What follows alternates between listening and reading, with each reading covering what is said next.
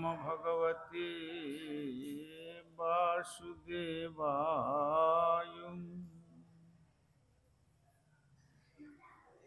श्रुतिछन्दोगक्खवदति परमं ब्रह्मपूरकम् श्रुतिर्वैकुण्ठखं वदति यद्विष्णुसदनं शीतद्दीपञ्चन्यविरलरसिकोऽयं व्रजवनं श्रीनवद्वीपं वन्दे परमसुखदं तं चिदुदितं श्रीमायापुरं वन्दे परमसुखदं तं चिदुदितम्।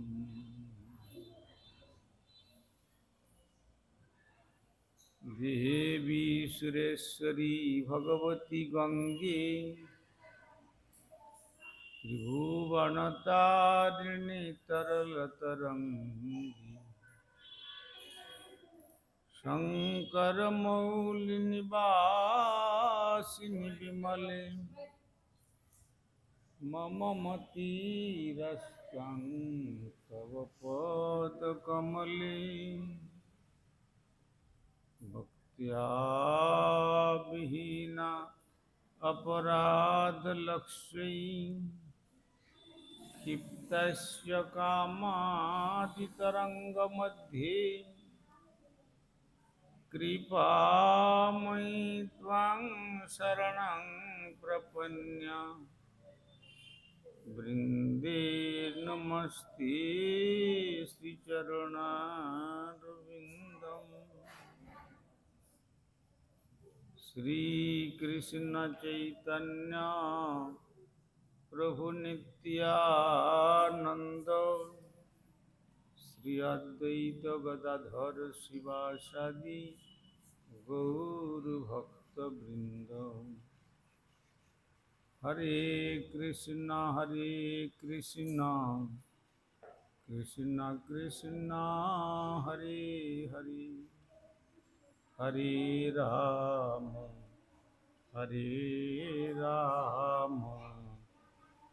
राम राम हरे हरे।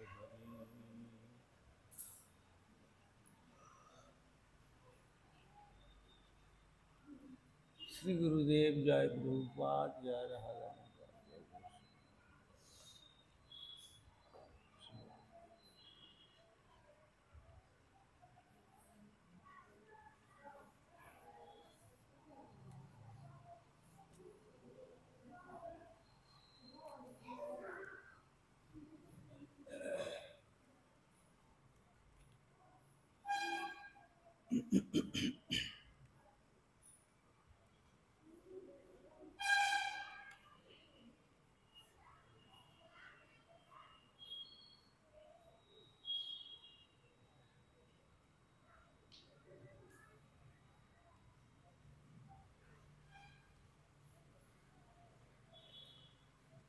আমরা বিগত কল্য আস্বাদন করেছিলাম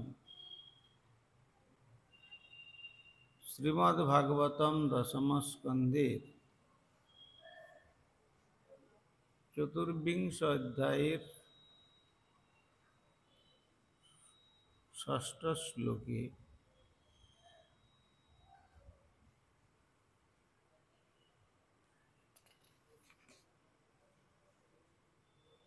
জ্ঞাত্বা অজ্ঞাত্বা চ কর্মাণি জনয়ম অনুতিষ্ঠতি বিদুষঃ কর্ম সিদ্ধি স্যাৎ যথা নাবিদোষো ভবেৎ।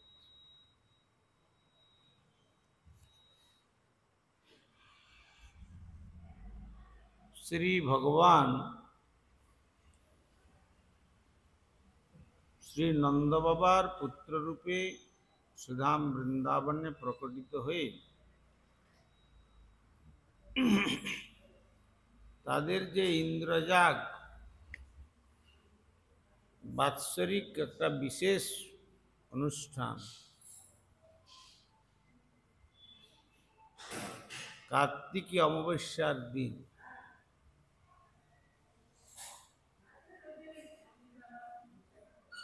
সেই অনুষ্ঠানের যখন খুব আড়ম্বরপূর্ণভাবে প্রস্তুতি পর্ব চলছে,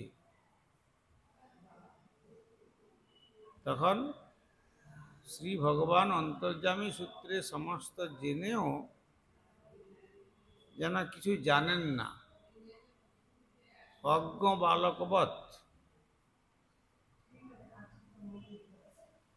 তিনি জিজ্ঞাসা করছেন যে হে পিত, এই যে আপনাদের 84 ক্রোশ ব্রজমণ্ডলে একটা যেন সকলের মনে একটা বিশেষ উদ্যোগ নিয়ে একটা কিছু করতে যাচ্ছেন, তো কি উদ্দেশ্য? কেন আমি হচ্ছি আপনার শত্রু নই, পুত্র, মিত্র, আর আপনারা যে জন্য কার্য করে যাচ্ছেন সেগুলো আমারও জানা দরকার, কেননা আপনাদের পরে সেই কার্য আমাকেও করতে হবে। সেই জন্য কার উদ্দেশ্যে এই সমস্ত ব্যবস্থা চলছে?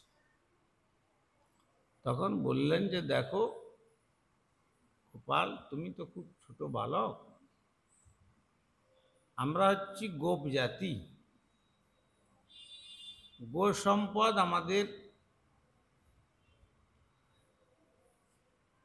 সর্বপ্রকারেই সংরক্ষণ করেন। গোপালনের জন্য গো খাদ্য, সুষম খাদ্য দেওয়ার ইন্দ্রের অনুগ্রহেতে আমরা সারা বৎসর তিনি বৃষ্টি প্রদান করেন, আর ফলে এই ক্ষেত্র তৃণেতে পরিপূর্ণ হয়, আর সেই কোমল তৃণ গোমাতা সব গোচারণ ক্ষেত্রে আমরা নিয়ে যাই, তারা আহার করে ফিরে আসে। আর যদি ইন্দ্র অনুগ্রহ না করেন তাহলে আমাদের গোপালন সম্ভব না। এই জন্য ইন্দ্রকে সন্তুষ্ট করবার জন্য আমরা বৎসরে একবার ইন্দ্রের উদ্দেশ্যে ইন্দ্রজাগ,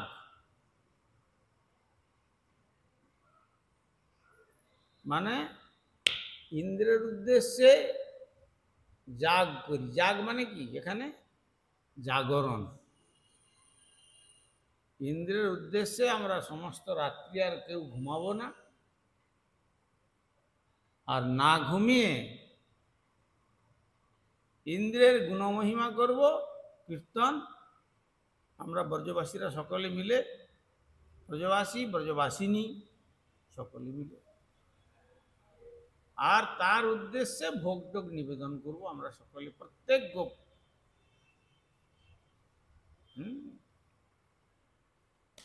তখন ভগবান বললেন যে দেখো, ইন্দ্র হচ্ছেন একজন ভারবাহী দেবতা।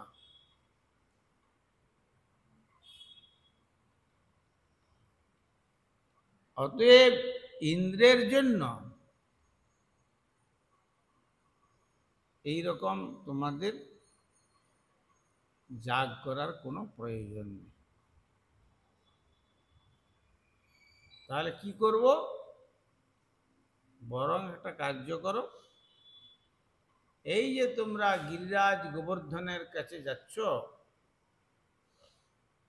সেই গোবর্ধন পর্বতে ইন্দ্রের উদ্দেশ্যে যাগ করে রাত্রি যাপন করে ইন্দ্রকে ভোগ নিবেদন করবে,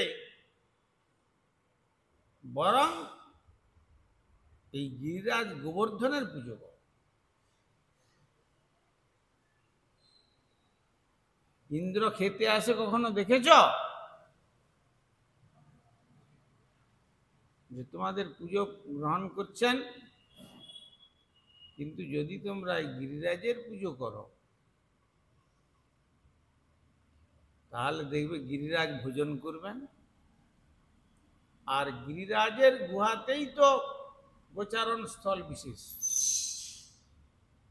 সেই গুহাতেই তো বেশি সমস্ত তৃণগুল্মলতাদি সব খাদ্য সব। অতএব ইন্দ্রের উদ্দেশ্যে যজ্ঞটা বন্ধ করে দিয়ে বরং গোবর্ধনের উদ্দেশ্যে তোমরা সকলে পুজো করো। গিরিরাজ গোবর্ধনকে প্রসন্ন করবার চেষ্টা করো, তার দ্বারা তোমরা দেখবে গিরিরাজ গোবর্ধন কেমন তোমাদের সাক্ষাৎ এই দ্রব্য যা প্রদান করবে ভোজন করবে।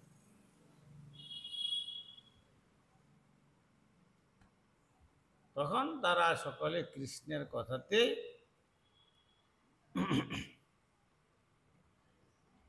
রাজি হয়েছিলেন। সেই জন্য শ্রী ভগবান বলছেন যে এই জগতের মানুষেরা যখন কর্মানুষ্ঠান করেন তখন কখনো কখনো তারা জানে না যে তারা কি করছে, এবং কখনো বা তা জানে না। যারা জানে যে তারা কি করছে তারা কর্মের সাফল্য লাভ করে, কিন্তু অজ্ঞ মানুষেরা সে সফলতা অতখানি লাভ করতে পারে না। অতএব এই জন্য আমি বলছি, তখন তারপরে সপ্তম শ্লোকে বলছেন তত্র তাবৎ ক্রিয়া যোগ ভবতাং কিং বিচারিতঃ অথবা লৌকিকস্তন্মে পৃচ্ছতঃ সাধুভন্যতাম। তত্র তাবৎ ক্রিয়াযোগ ভবতাম কিম বিচারিত। অর্থাৎ ঘটনাটি হচ্ছে যে ক্রিয়াযোগ এই সকল যে উদ্যম ভবতাম আপনাদের কিম কি না বিচারিত শাস্ত্রসম্মত, অথবা লৌকিক সাধারণ একটা প্রথা,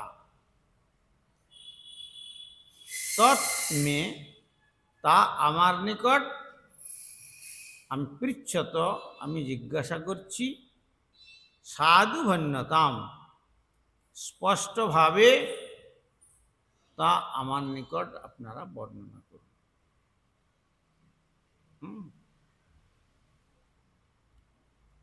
অর্থাৎ হে পিত, একটু দরজাটাকে একটু উপর দিকে তুলে তুলে ফেলো না, তাহলে এতখানি আর পাথরে চাপ পড়ে না, একটু যখন চেপে গেছে।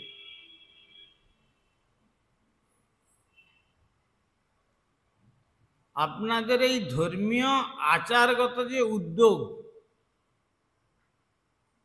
এ সম্বন্ধে স্পষ্টভাবে আমার কাছে বর্ণনা করা উচিত। কেন না এই উদ্যোগটা যদি শাস্ত্রানুমোদিত হয় তাহলে আমাকেও সেই আচরণ করতে হবে।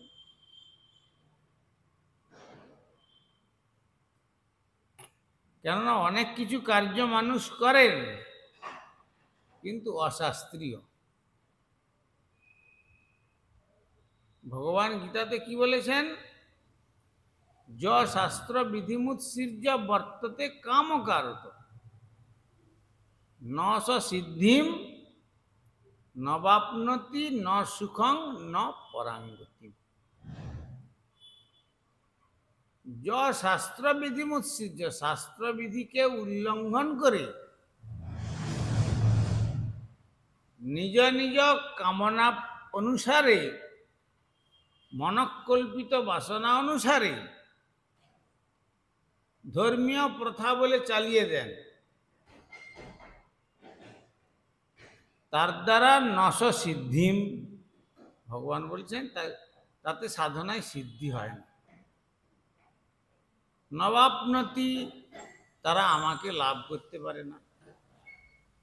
ন সুখম, তাতে সুখ পায় না। ন পরম গতিম, তাতে পরম গতিও লাভ করতে পারে না। অর্থাৎ শাস্ত্রবিধিকে উল্লঙ্ঘন করে যদি কেউ কিছু করেন, ধর্মীয় আচার মানে তথাকথিত প্রথা, তার দ্বারা সিদ্ধি নাই এবং আমাকেও লাভ করতে পারে না, সুখও হয় না, পরম গতিও প্রাপ্ত হয় না। তাহলে সেখানে কি হয় না? স্থূলস্তুষাব ঘাতি। ব্রহ্মা বলছেন যেমন তুষের উপরে আগে যেমন ঢেঁকিতে ধান ভাঙা হতো, যখন হাস্কিং মেশিন বেরোয়নি, প্রত্যেক ঘরে ঘরে ঢেঁকি থাকতো। ঢেঁকি, ঢেঁকি জানো? বড় মোটা কাঠ দিয়ে তৈরি, তার মাথায় একটা কিছু ছোট কাঠের অংশ, আর তার শেষ প্রান্তে একটা লোহার, সেই বড় বেশ লোহার, এরকম কাঠ তো, লোহার একটা বেশ ব্যান্ডেজ মতো আটকানো থাকতো। আর পিছনে পা দিলে সে উঠবে, আবার ছেড়ে দিলে একটা গর্ত করা আছে, গর্তের মধ্যে নিচে আবার বড় কাঠ বসিয়ে গর্ত করা আছে, নাহলে মাটিতে হলে মাটি গর্ত হয়ে যাবে। সেইখানে তাকে আঘাত করা, আঘাত করলে কি হবে? আর ওই যে পিছনে ঢেঁকিটা উঠছে আর পড়ছে মাথাটা, তার তালে তালে কিন্তু যে বসে আছে ওখানে, সে খুব দক্ষ, ঠিক তালে তালে তার ধানগুলোকে সেই গর্ততে ফেলবে। যদি একটুকু বেতাল হয় তাহলে কিন্তু হাত ভেঙে যাবে, আঙুল ভেঙে যাবে, আঙুলের উপর পড়ে গেল। এইভাবে আমরা ধানও ভেঙেছি, তখন এই পা গুলো ব্যথা হয়ে যেত। এক ঝুড়ি ধান ভাঙতে কমপক্ষে 2 ঘন্টা সময় লাগে।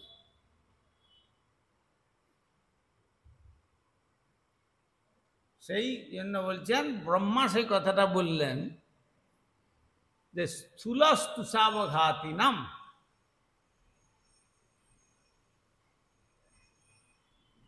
জন্য অরবিন্দাক্ষ বিমুক্ত মানিন তৈজস্তভাবাৎ অবিশুদ্ধ বুদ্ধয় আরুহ্য কৃচ্ছেন পরং পদং ততঃ পতন্ত অধ যস্মাৎ অনাদৃত অঙ্গ্রয়। হে অরবিন্দাক্ষ, হে কমললোচন, ভগবানকে বলছেন, তোমার আরাধনা বাদ দিয়ে যারা নিজেদেরকে কৃচ্ছ সাধনার দ্বারা অনেক দূর উঠে গেছে বলে মনে করে, আরুহ্য কৃচ্ছেন পরং পদং তত পতন্ত অধ, সামান্য যোগ সাধনার ফলে তারা মনে করে যে আমরা বস্তু সিদ্ধি লাভ করে ফেলেছি, কিন্তু তোমার চরণে অনাদর করার দরুন পতন্ত অধ অনাদৃত যুষ্মদাম, আবার তার ডাইভার্সন হয়ে যায়, পতন হয়ে যায়।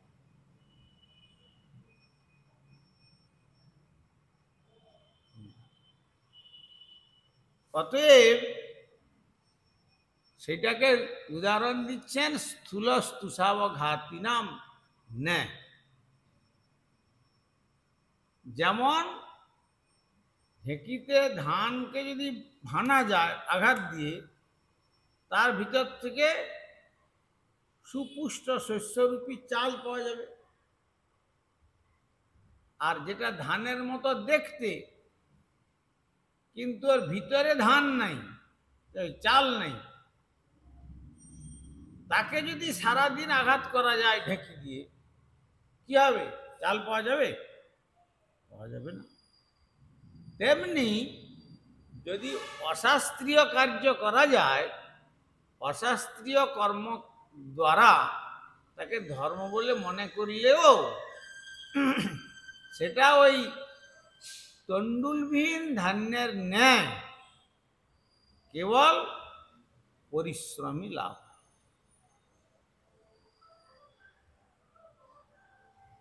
মানে এত কিচ্ছা সাধন, এত কিছু করা, সেটা মানুষ বোঝে না। সামান্য কিছু একটু যোগ সিদ্ধি পেয়ে গেলেই বিরাট কিছু মনে করে। যেমন এখন সে একটা মেয়েকে দেখাচ্ছে না টিভিতে, বিয়েতে, হ্যাঁ হ্যাঁ হ্যাঁ, চঞ্চলনাথ অঘরী। তাকে তো এখন সে একবারে প্রধানমন্ত্রী থেকে আরম্ভ করে সকলে একবারে তার কাছে যাচ্ছে। কি না, হাতে আগুন জ্বালিয়ে দিতে পারে, হাতে সাপ বের করে দিতে পারে। হ্যাঁ হ্যাঁ হ্যাঁ, কত রকম, এগুলো হচ্ছে একটা একটা সিদ্ধি।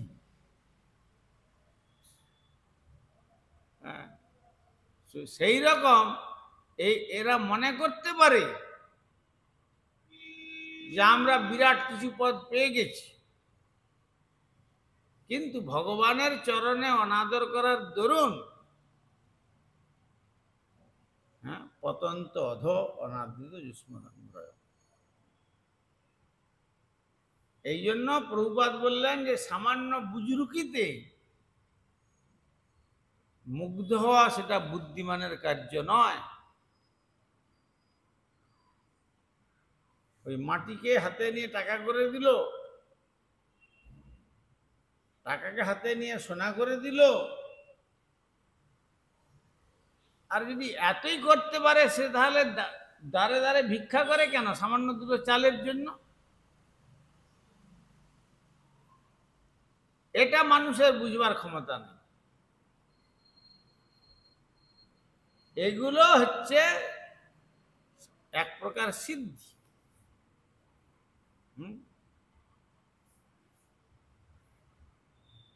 কিন্তু ভগবান বলছেন যত যোগ সিদ্ধি আছে, অনিমা, লঘিমা,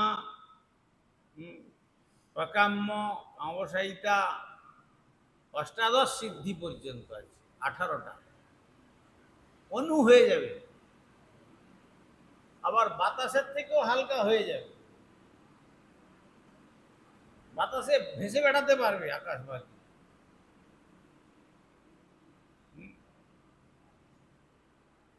আর যাকে বশীভূত করতে চাইলে তাকে বশ করা যাবে, সে তার বশীভূত হয়ে যাবে।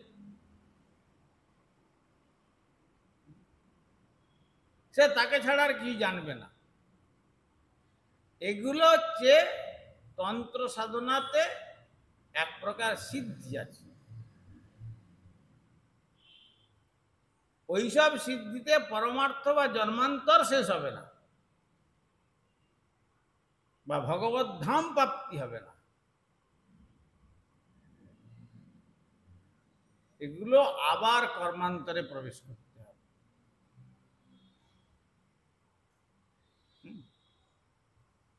কিন্তু ভগবান একমাত্র বলেছেন মামুপেত্য তুকন্তেয় পুনর্জন্ম ন বিদ্যতে।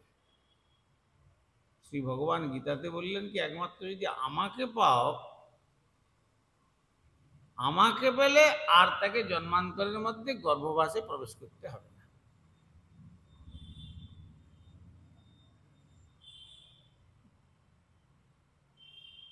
সেই জন্য যারা বুদ্ধিমান তারা এইসব সামান্য জিনিসের মধ্যে কখনো মনোনিবেশ করে না। এই যে হনুমান সিদ্ধি পেয়েছে একজন,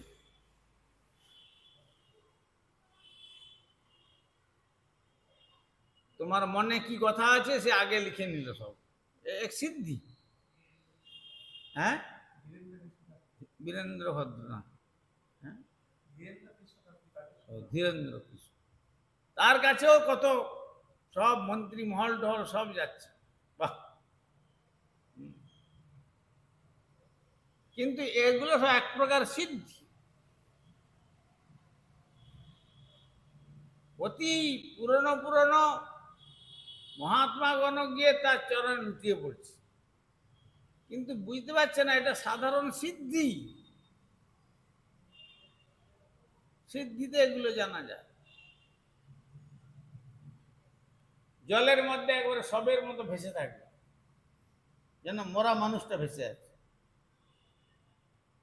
ঘন্টার পর ঘন্টা হাত পা নড়বে না, কিন্তু জলের থেকে নিজেকে হালকা করে ফেলবে। হ্যাঁ, এগুলো একটা একটা সিদ্ধি। কিন্তু এইসব সিদ্ধির দ্বারা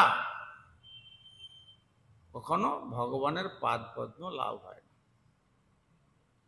এই জন্য ব্রহ্মা বললেন যে অন্য অরবিন্দাক্ষ বিমুক্ত মানিন, হে অরবিন্দাক্ষ, হে পদ্মপলালোচন, তোমার আরাধনা বাদ দিয়ে যারা নিজেদেরকে মনে করছে যে আমি মুক্ত হয়ে গেলাম, স্তজ্জ স্বভাবাৎ অবিশুদ্ধ বুদ্ধ, সেটা অবিশুদ্ধ বুদ্ধি, বিশুদ্ধ বুদ্ধি নয়। আরুহ্য কৃচ্ছেন পরং পদং তত, অনেক দূর পর্যন্ত উঠে যাবে।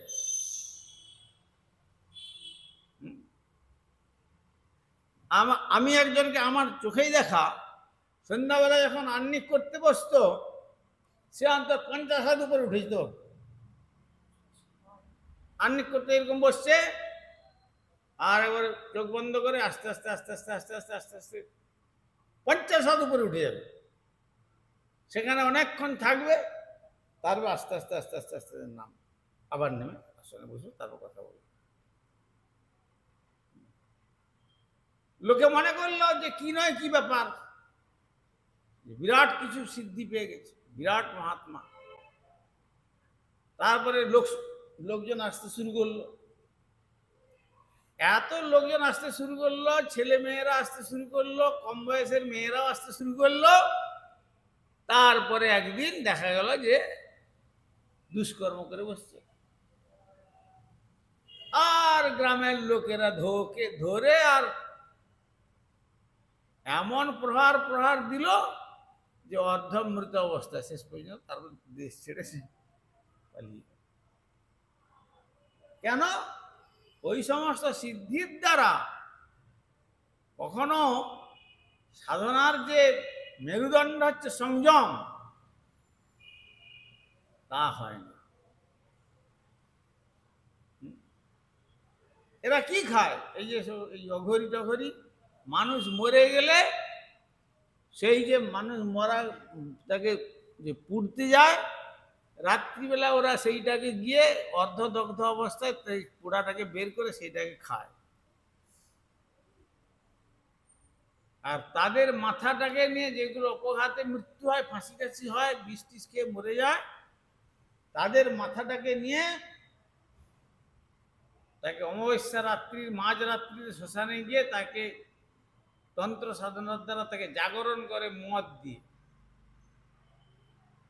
আর সেই সাধনা করতে গিয়ে যদি আবার ত্রুটি হয়ে যায় তখন ও আবার ওর গলা মুটকে দিল। যদি পারে সাবধান হতে, তাকে পঞ্চমুণ্ডী সাধনা একটা আছে, 5টা সেই রকম মরার মাথার উপরে বসে সাধনা করবে। ওই মাথাগুলো সব তখন জাগরণ হবে। আর তারপরে তাদেরকে বশীভূত করতে গেলে কি করতে হবে? পশু পাখির রক্ত দিয়ে তাকে শান্ত করতে হবে, আর মদ দিতে হবে। আর সেই সমস্তের যদি সামান্য ত্রুটি হয় আর রক্ষা নাই, তখন ওর ওখানে জীবন শেষ হয়ে যাবে।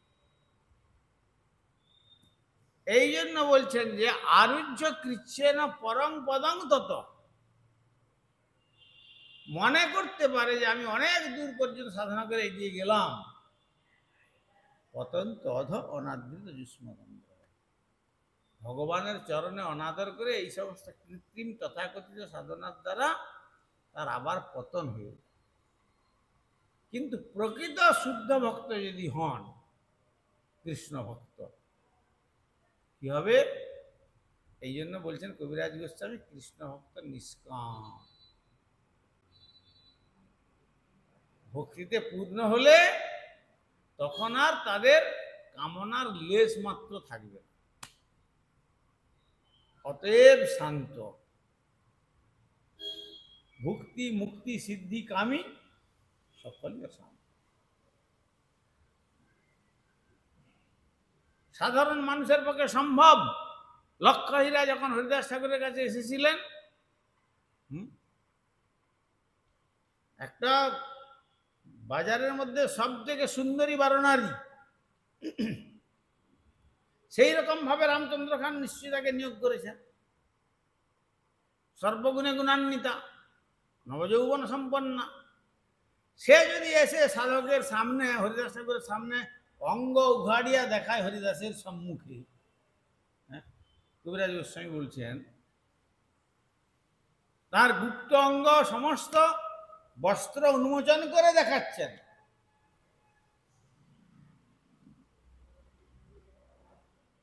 সেখানে কি মানুষ সংযত থাকবে? সাধারণ মানুষ পারবে? আর লক্ষহীরা তো দূরের কথা, সেখানে দুর্গা দেবী পর্যন্ত আসলেন তাকে পরীক্ষা করতে। কোথায়? এই শান্তিপুরে অদ্বৈতাচার্যের শ্রীপাঠের কাছে যে গুহাটা, যে গুহাতে বসে হরিদাস ঠাকুর সাধনা করতেন বেনাপোল থেকে এসে, সেই গুহাতে দুর্গা দেবী স্বয়ং নিজে এসেছিলেন শঙ্করের কথা শুনে, যে দেখি কত বড় সাধক, পরীক্ষা করব। যেমন একবার রামচন্দ্রকে পরীক্ষা করতে গেছিলেন দুর্গা দেবী, যে তুমি বলছ তোমার আরাধ্য দেব আর একটা সামান্য নারীর জন্য পাগল হয়ে গাছকে জিজ্ঞাসা করছে তোমরা আমার সীতাকে দেখেছ? হরিণকে জিজ্ঞাসা করছে আমার সীতাকে দেখেছ? আর একটা পতঙ্গকে ধরে বলছে আমার সীতাকে দেখেছ? আর ঝরঝর করে চোখের জল ফেলছেন, এই তোমার আরাধ্য দেব? তখন শিব বলছেন, দেখো আমরা অগস্ত্যের আশ্রম থেকে আসছি, তিনি যে ভগবান রামচন্দ্রের কথা বলছেন ইনি সচ্চিদানন্দ বিগ্রহ। অতএব মহাপুরুষের কথাতে কখনো অনাদর করতে নাই, অপরাধ হয়। তখন বলছে কথাটার সঙ্গে তো মিলছে না তো, দুর্গাদেবী বলছেন, তর্ক করছেন তখন শিবের সঙ্গে, যে সচ্চিত আনন্দময় বিগ্রহ যদি হন, তো যে আনন্দময় বিগ্রহ তিনি একটা সামান্য নারীর জন্য কাঁদছেন, হাসিতে হাসিতে হাসিতে বলে কাঁদছেন, চোখের জল ফেলছেন, গাছকে জড়িয়ে জিজ্ঞাসা করছেন, আমার সীতাকে দেখেছ? গাছ উত্তর দিয়ে, বলো, তুমি বলো স্বামী, গাছ উত্তর দেবে? তাহলে যে নারীর জন্য এত পাগল, আর সেই নাকি সচ্চিদানন্দ বিগ্রহ। শঙ্কর বললেন, দেখো, অগস্ত্যের আশ্রমে তো আমি তাই শুনলাম, গুরুরূপে একাধারে রামচরিত শুনে আসছেন। তো আমি মহৎ বাণীতে আমি কোনো কটাক্ষ করতে পারবো না। তবে তুমি জেনে রেখো, ইনি আমার আরাধ্য দেব, ইনি সচ্চিদানন্দ বিগ্রহ। আমি পরীক্ষা করব। যাও করবে, যাও পরীক্ষা, যাও, তোমার যদি ইচ্ছা হয়। ভগবানের কথাতে, শঙ্করের কথাতে অনাদর করলেন, স্বামীকে উপেক্ষা করলেন, বৈষ্ণবকে উপেক্ষা করলেন, আর শাস্ত্রিক বাণীকে উপেক্ষা করলেন। তিনটা উপেক্ষার ফল কি হলো? যে পথ দিয়ে হাসিতে হাসিতে বলতে বলতে রামচন্দ্র যেন উন্মত্তের ন্যায় আর চোখের জল ফেলছেন আর অন্বেষণ করছেন সীতাহরণ লীলার পরে, তখন আর ঠিক সেই পথে দুর্গা দেবী সীতার রূপ ধারণ করেছেন। সীতার রূপ ধারণ করেছেন, আর সীতার রূপ ধারণ করে আর সেই পথে রামচন্দ্রের দিকে এগিয়ে যাচ্ছেন। মনে করছেন যে তাহলে দেখি কেমন পরীক্ষাটা আমি পাস করতে পারবো, কেমন রামচন্দ্র সচ্চিদানন্দ বিগ্রহ দেখব পরীক্ষা করে। কিন্তু যেই কাছাকাছি চলে গেছেন, তখন রামচন্দ্র বলছেন, দেবী আপনি একা, শঙ্কর কোথায়? যেই এই কথা বলছেন, তখন দেবী লজ্জিতা হয়ে পড়ছেন, আরে সব আমি কাকে পরীক্ষা করতে গিয়েছিলাম? তাহলে তো ঠিক। তারপরে যখন তিনি ঘুরে আসলেন শঙ্করের কাছে, শঙ্কর বললেন যে, দেখো, তুমি আমার আরাধ্য দেবের অর্ধাঙ্গিনী রূপ ধারণ করেছ, আর তোমাকে আমি আমার পত্নীত্বে স্বীকার করতে পারবো।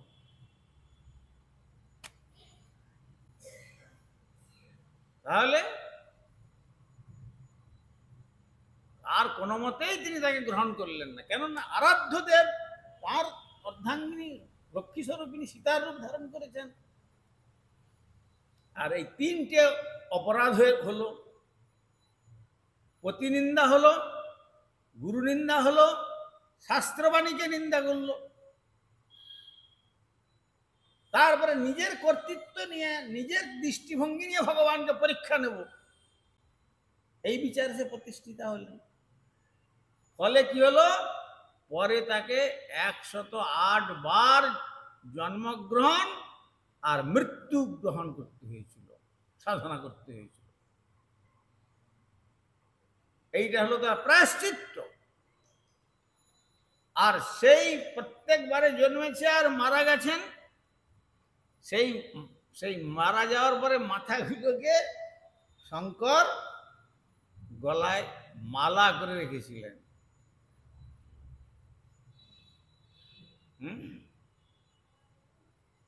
তারপরে যখন হিমালয়ের কন্যা হয়ে জন্মগ্রহণ করলেন, তারপরে হিমালয়ের কন্যা রূপে জন্মগ্রহণ করার পরে পার্বতী রূপে, তখন পর্বতের থেকে পর্বতের কন্যা বলে তার নাম পার্বতী হলো। তারপরে শঙ্কর তাকে গ্রহণ করেছিলেন। 108 বার জন্মগ্রহণ করেছেন, আর শঙ্করকে পতিরূপে লাভ করবার মানে তপস্যা করতে করতে প্রাণত্যাগ করেছেন। সুতরাং ওই ভগবানের লীলা জগতের বোধগম্য হওয়ার বিষয় নয়। আর সেখানে হরিদাস ঠাকুর কোথায়? হরিদাস ঠাকুর তো ব্রহ্মার অবতার। তাকেও পরীক্ষা করতে আসলেন। কিন্তু পরীক্ষা করতে এসে শেষ পর্যন্ত হরিদাস ঠাকুরের চরণে পড়ে পড়ে শুধু তাই নয়, দীক্ষা মন্ত্র গ্রহণ করলেন। দুর্গা দেবীকে হরিদাস ঠাকুর দীক্ষা মন্ত্র প্রদান করলেন। সেই দীক্ষা মন্ত্র নিয়ে গিয়ে যখন শঙ্করের কাছে কথা শুনলেন, তখন সমস্ত সিদ্ধান্ত তার হৃদয়তে স্ফূর্তিপ্রাপ্ত। বঞ্ছাকল্পতরুভ্যশ্চ কৃপা সিন্ধুভ্যেব পতিতানাং পাবনেভ্যো বৈষ্ণবেভ্যো নমো নমঃ। হরি হরয়ে নমঃ কৃষ্ণ যাদবায় নমঃ। হরি আর যাদবায় মাধবায় কেশবায় নমঃ। আর গোপাল গোবিন্দ রাম শ্রী মধুসূদন। গিরিধারী গোপীনাথ মদন মোহন। চৈতন্য নিত্যানন্দ শ্রী অদ্বৈত সীতা। হরি গুরু বৈষ্ণব ভাগবত গীতা।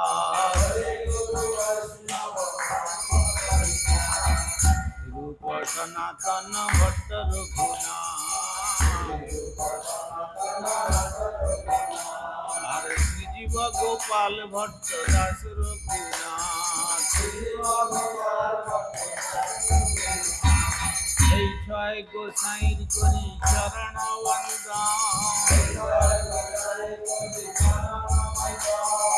যাহা হইতে বিঘ্ন নাশ অভীষ্ট পুরাণ।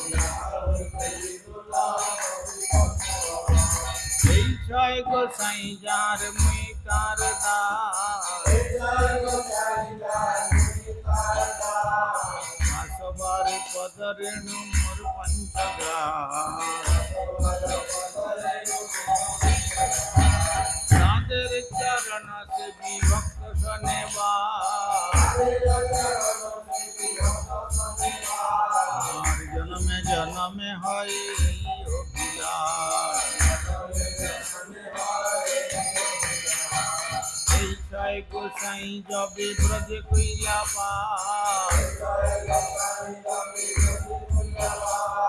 রাধা কৃষ্ণ নিত্য লীলা করিলা প্রকাশ। আনন্দে বল হরি ভজ বৃন্দাবন। গুরু বৈষ্ণব পদে মজাইয়া মন। গুরু বৈষ্ণব পাদ পদ্ম করিয়া। নাম সংকীর্তন কহে নরোত্তম দাস।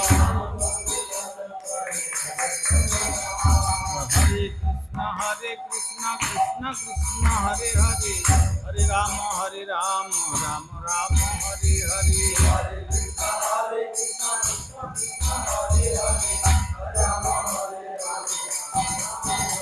জয় গৌর হরি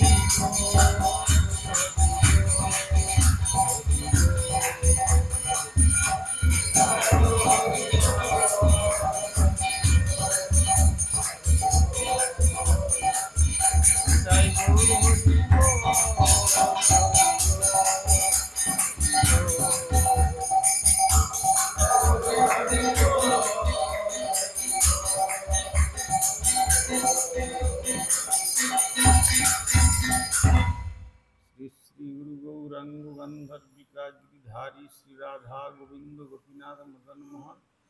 श्री जगन्नाथ बलदेव सुभद्रा श्री श्री राधा रमन देव धामेश्वर श्री गौर सुंदर। श्री श्री जगन्नाथ देव श्री गिरिराज महाराज श्री श्री राधा दामोदर जी। अंतराज श्रीमद भागवतम तुलसी महारानी तथा संध्याकालीन भागवत अधिवेशन महामहोत्सव। परमाराध्य श्री गुरुपाद पद्म विष्णुपाद श्री श्रीमद भक्ति कुमुद संत गोस्वामी ठाकुर की जय। जगत गुरु श्रील प्रभुपाद भक्ति सिद्धांत सरस्वती गोस्वामी ठाकुर की सपार्षद सचिनंदन श्री गौर सुंदर की जय, सपार्षद श्रील प्रभुपाद की जय, सपान गुरुवर्ग की जय, ग्रंथराज श्रीमद् भागवतम की जय, श्रोता भक्त वृंद की जय, श्री श्री निताई गौर प्रेमानंदी हरि हरि बोल।